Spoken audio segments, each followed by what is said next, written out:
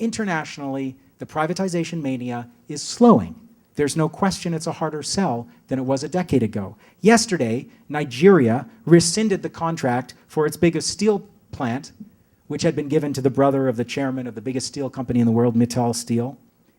The company was stripping the assets of the National Steel Company of Nigeria, and after a few years of it, they just said, enough. They revoked the contract.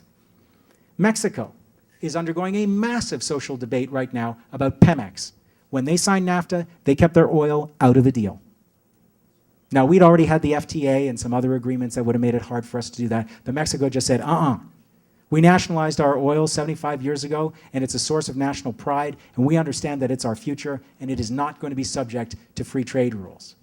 Now, it's always been the big prize, and they've been slowly grinding away through the NAFTA period. And now with a right-wing president and what he thinks is a mandate, although he's got about as much of a mandate as George Bush had in 2000, they're going after Pemex. And they were looking like they were going to do it until this little thing happened. The interior minister is a guy named Juan Mourinho. And Mourinho's family owns a big trucking company. And while he's been a politician, he's also worked for the family business. And it turns out that he had signed some trucking contracts on behalf of his family company with the national oil company of Mexico, with Pemex. And he'd signed on behalf of his family in 2004. Only little problem being that he was deputy energy minister at the time that he signed on behalf of his family's company. So you got a little scandal going on there now, and all of a sudden the wind has been taken out of the sails of the move to privatize Pemex. Sweden elected a pro-privatization right-wing government a year and a half ago. The platform was major privatization. Last year, 3 of the leading investment bankers in the country were accused, or actually were caught, manipulating prices and fattening the value of portfolios in order to goose their own Christmas bonuses, basically. And they had to resign. The CEO of this massive bank in Sweden had to resign. The former CEO had left to go into government and run the privatization program. And she had to resign as well. So all of a sudden in Sweden, the massive program for privatization is being turned back. We know what's happening in Latin America. Yesterday, Hugo Chavez nationalized the cement industry. He's,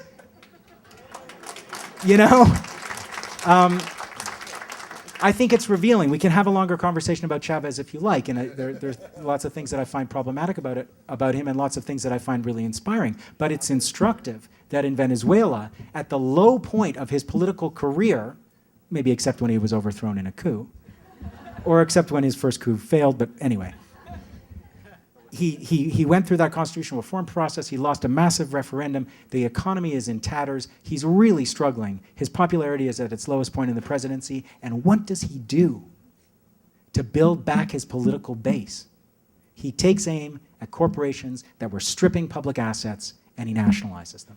And this is happening across Latin America, as you know. It's worth remembering that when Evo Morales came to power in Bolivia, the first thing he did was take over the gas fields. And he said to the multinationals who had been plundering Bolivia's gas resources for generations, here's the deal. Right now, we're getting 20% of the value of our gas, and you're getting 80. Well, in Alberta, that would be a socialist revolution right there. But what we're going to do is we're going to flip that 80-20 thing, and Bolivia is going to start getting 80%, and you can have 20%. And the multinational oil company said, we're out of here. We're going to go somewhere where contracts are honored and business can be profitable. Except you know what? They looked at the bottom line, and with oil at $100 a barrel, they're all still there. And they received compensation. Nationalization isn't stealing private property. It's expropriating it in the public interest with compensation. Bush administration is doing it right now to seize the land to build its border fence with Mexico. Expropriation in the public interest is a tool of government. And in Latin America, it's been enormously successful, despite what you might read in the Edmonton Journal, let alone the Calgary Herald. Now, in North America, we don't have these major tides. We really don't.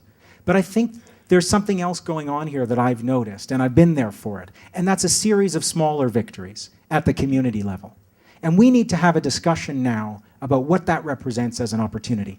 I know that on the face of it, when you look at what is happening in Latin America, to talk about a battle one community at a time maybe seems a little uninspiring. I find it phenomenally inspiring and really encouraging. And I've witnessed a slew of local victories against water privatization, against natural resource privatization, against housing expropriation and gentrification across this continent. And it always happens in the same way. A small place where a small group of people get wind of what's happening. Somewhere there's a heroic local journalist or just someone who does some digging and does a Freedom of Information request or gets a document or just gets a handle on the contract and all of a sudden starts talking about it. That place in Pellston, Michigan, Sovereign Deed, that sinister privatized disaster response project is on the ropes right now because last month a local paper, it's a community of 771 people. The local paper is like practically Xeroxed.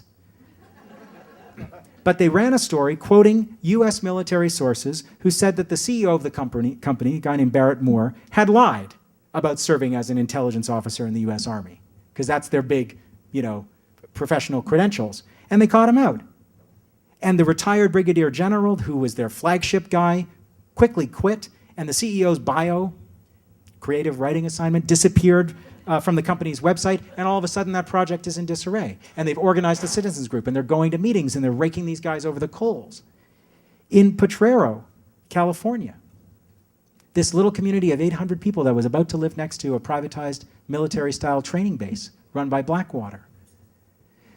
Blackwater went in, they identified the 5 planning council members, they wined them and they dined them, they gave them their talking points, they won them over, and they passed the program unanimously.